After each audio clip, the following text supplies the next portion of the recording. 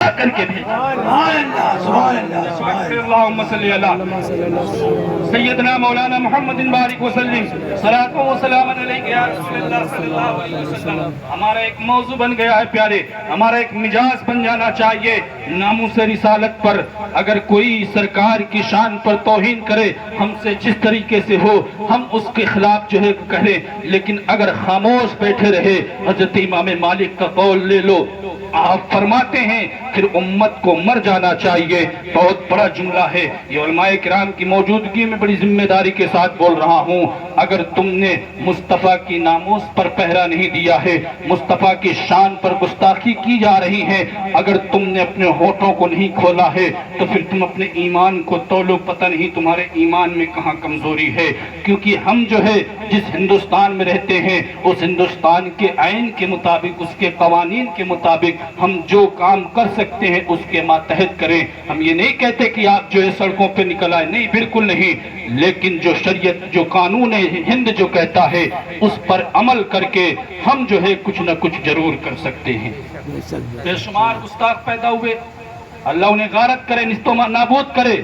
وہ اپنی دنیا اور آخرت تو ان کی صحیح ہے ہی نہیں ہے، دنیا میں بھی وہ ذلیل ہوں گے اور ہوتے بھی ہیں۔ بڑے لوگوں کو ہم نے دیکھا ہے جو کیے ہیں، بہت لوگ پکڑے بھی گئے ہیں، اور کس حال میں پکڑے گئے ہیں میں اشارے کی طرف اشارہ آپ کو کہہ رہا ہوں، بتا نہیں رہا ہوں۔ بہرحال میرے پیارے مصطفیٰ کے چاہنے والوں، عظمت مصطفیٰ کی پامالی کرو۔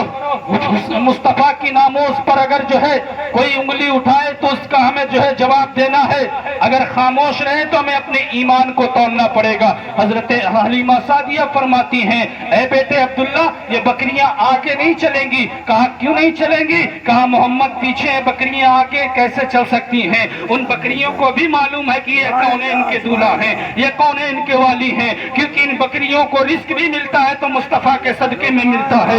لہٰذا بکریوں کو پیچھے کر دو، محمد کو آگے کر دو، بکریاں چلنے لگے گی۔ جب حضرت عبداللہ نے یہ کام کیا بکریاں چلنے لگی۔ اب عبداللہ جو ہے چلے گئے بکریاں چرانے، میرے سرکار بھی تشریف لے گئے ہیں۔ المختصر پیارے 2-3 دن کے بعد جو ہے پیارے مصطفیٰ اپنے گھر پر رک گئے، آپ کو بخار آ جاتا ہے۔ حضور اکرم صلی اللہ علیہ وسلم گھر پہ تشریف رکھ لے۔ اب 2-3 دن آپ جو ہے جنگل کی طرف نہیں گئے ہیں کہ عبداللہ ہانپتے کانپتے دوڑتے ہوئے جو ہے حلیمہ سعدیہ کے دربار پہ آتے ہیں، اور آنے کے بعد فرماتے ہیں، اے امی جان آج تو غضب ہو گیا، آج تو غضب ہو گیا۔ فرماتے ہیں کیا غضب ہو گیا؟ کہا جو ہماری سب سے زیادہ دودھ دینے والی بکری تھی، دیکھیے میرے مصطفیٰ کے ماتحت کون کون شے ہے، پوری کائنات میرے مصطفیٰ کے ماتحت ہے۔ چرند و پرند میرے مصطفیٰ کو جو ہے سجدہ کرتے ہیں، چرند و پرند میرے مصطفیٰ کے تابعدار ہیں، شجر و حجر میرے مصطفیٰ کے تابعدار ہیں، خشک و تر میرے مصطفیٰ کے تابعدار ہیں۔ یہی تو خشک و چرند و پرند کی بات تھی، کنکڑ و پتھروں کی بات تھی۔ ابو جہل میرے محبوب کی بارگاہ میں بار بار آتا تھا، ابو جہل کٹر دشمن رسول تھا۔ ایک دن آیا اور اسے بھی معلوم تھا کہ جو نبی ہوتا ہے وہ غیب کی خبر رکھتا ہے، چنانچہ اپنی انگلی کو، اپنے مٹھیوں کو بند کر کے محبوب کی بارگاہ میں آتا ہے اور کہتا ہے محمد بتاؤ اگر تم نبی ہو تو میرے مٹھی میں کیا ہے؟ سبحان اللہ۔ کافر تھا لیکن اسے عقیدہ تھا، کافر تھا لیکن عقیدہ تھا کہ اگر نبی ہوگا تو بتا دے گا کہ مٹھی میں کیا ہے۔ جب حضرت ابوبکر صدیق، بات لمبی ہو جائے گی، میں اس طرف چل رہا ہوں بچپن مصطفیٰ کی طرف۔